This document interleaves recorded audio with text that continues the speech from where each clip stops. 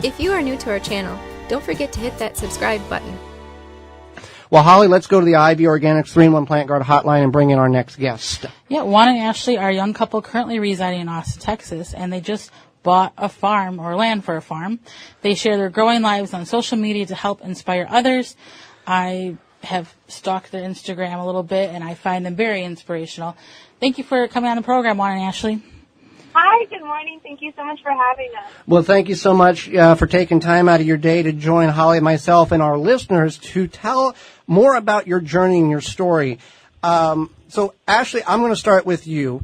You're both not from Texas originally. How did you guys meet, and how did you begin to experiment with the gardening for both of you? So we met pretty spontaneously, actually. I tagged along a business trip with my sister to Texas, and Juan just happened to be in Texas. And we met through some mutual people that my sister knew, and I was trying to study abroad at the time because I was still in college, and everyone recommended me to talk to Juan because he was studying in Argentina. So we met there, kept talking ever since. I eventually moved to Argentina with him, and we found out we both were really passionate about nature. We're very outdoorsy people. We're always going camping, and found ourselves traveling to places outside of the city just to be in nature in general. And we both kind of knew we loved that lifestyle. So we started talking about what dreams we had, and at one point we really wanted to join some kind of like conscious community or something like that just was a sustainable community. And then we eventually moved to Texas and decided to buy some land.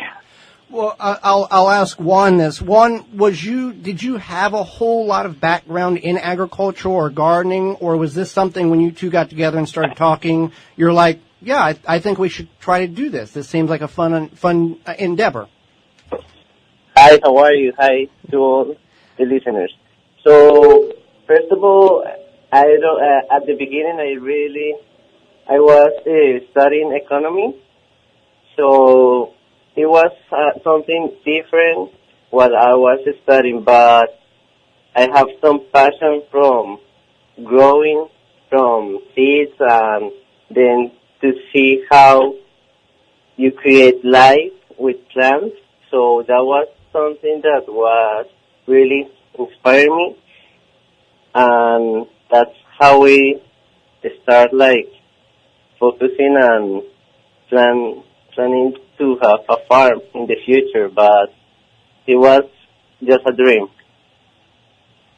Okay. Now, you guys bought 6 acres of land to move to a larger scale of agriculture. Aside from, wanting to grow more, why did you decide to go from kind of the apartment gardening to that massive amount? Why didn't you just maybe buy a house with a backyard or look into a community garden or something like that?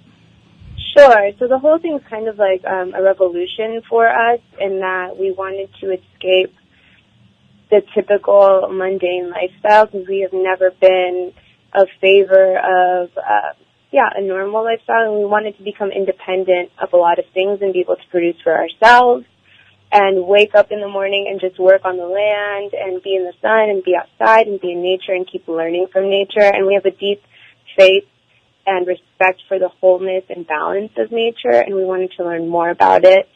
So it was really about the lifestyle that we wanted. Now, Juan, you and Ashley are still relatively new gardeners. What is the best advice in which you can give somebody who are new gardeners? Maybe not to the point of your experience of going out and buying 6 acres of land, but what can you advise new gardeners to when they're growing plants and trying to understand plants and how they grow? So, my best advice is to tell everyone to just try it. Don't be scared of killing a plant or something like that. Just try, give a chance, and just see the plant, or just focus on that, because the plant is going to tell you if you're doing something good or something bad. So just try and see what the plants are going to tell you. But there's not a big word behind the plants. It's a word that we just have to understand. I'm going to chime in here real quick Yeah, because go I would ahead. love to recommend a book that really inspired us called The One Straw Revolution by Masanobu Fukuoka. Mm-hmm. And it's kind of a manifesto about this guerrilla gardener who farms sustainably, and he talks about the limits of human knowledge, and that nature is designed to do what it's supposed to do. So we tend to rake leaves in the fall, when really trees drop leaves to keep themselves warm and things like that. So it kind of talks about a do-nothing technique made up of sustainable practices that kind of eliminate the need for pesticides, fertilizer, tillage, any wasteful effort. And so we're kind of basing our ideas and our dreams on the same methods, and also hoping to mimic nature as much as possible. Right, and we follow Central Texas Gardener. It's a PBS program out of the Austin City area, and you guys were featured on there. We're friends with the producer, and that's how we found you. But in that interview, you said something, Ashley, that you allow the plants to do what they need to do, and then you adjust your life around them. Assuming like if they need more sunlight, you deal with that, and you can you explain that theory there? Sure. So that also has to do with a lot with the fact that Juan and I are very low maintenance, so we don't really mind adjusting our lives around what the plants need. And even today, we are living in a city about 25 minutes away from our land for now while we build a house and do that whole thing, because we bought raw land, so there's no water, no electricity, and we're working on all those things. But for now, we grow some plants where we're living and then transplant them when they're ready, or bring them back and forth. If we see that a plant is not doing well on the farm, we bring it all the way back to the city. And we're just observing the plants and noticing what they like, giving them more of that, and noticing what they don't like and trying to give them less of that, and getting to know them. And even if we don't know the specific scientific names or all about a certain plant, everyone can get to know whatever they're trying to cultivate by just observing and taking that time to getting to know the plant itself without really even needing to know necessarily the specific species and all that stuff. I definitely would have to agree there, especially wherever you're growing in your area too. So you guys like to grow sustainably on your apartment balcony. You kind of do some different things with water. Kind of being mindful of your resources. How will you keep going with that on the farm in a larger sense? So we start in the apartment was kind of different. Now that we moved to the 6-acre land, it was a big challenge because you have to create almost a new entire environment over there. And you have to know that here in Texas it's really, really hot. So first of all, we are focused to create soil, and with that, create microorganisms. And those microorganisms, we have to know that they are the ones that are going to give nutrients to our plants. They transport the nutrients to our plants. So the most important thing of that is to look for a balance, and also to know that everything that your environment and your soil or your land needs is in the environment. For example, we have to start composting. Also, we start a little worm farm. So those worms are going to help to decompose some food, and also that are going the worm casting is going to be in our land. That is going to give us more nutrients, and so the secret is to find a balance, and the balance starts with creating a new healthy soil. Now, I have no doubt that you will be able to accomplish the goal of using the farm as a source of income, because when people decide they're going to do something, and nothing can stop them. What are some certain crops that you're at this point intending to grow in order to allow that income to come in, that you were going to sell or go to farmers markets or whatever the avenue would be? What are some crops that you're wanting to grow that will sustain the lifestyle that you're wanting to have here? So, first of all, we focus our farm into different business, like long term and short term. We have to know that long term, our big focus on the thing that is going to make us different is that we are trying to install here some and grow some fruit trees.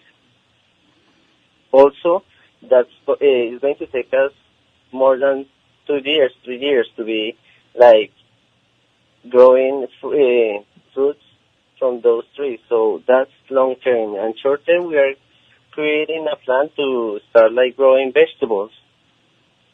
And also, like you said, we are trying to get into the North Austin area farming market. So that's our main focus. And you guys are not, you're doing this all on your own. You're not having, contractors come out and plow on the land and building the house. You guys are doing this on your own. And Ashley, how can our listeners follow your journey? Where's the best place to go in order to see the actual day-to-day accomplishments or activities that's going on there? Oh, sure. Yeah, we're documenting it all on Instagram at omgrowngarden. That's OMGROWN garden, GARDEN. And we'll be documenting the process from there. And we've welcomed lots of fans from Central Texas Gardener also, and feeling all the love and support. And we really had no idea this was so inspiring to everyone, but I love that it resonates with people, and I hope that we can keep sharing with the gardening community all over the country. And I don't know how far it will grow, but we're going to still keep growing over here on our end. Absolutely. One final question for you, Ashley and Juan. At any point in this journey, did you look at each other and go, did we get in over our head? Is this a crazy ideal, or was there never a doubt? Was it always, this is the goal and it doesn't matter what it takes, we are going to accomplish what we want to do? So it's funny because it's absolutely both. We have a deep desire to do what we're doing, but every time we arrive at a new project as a part of the larger forest, I would say, like drilling a well.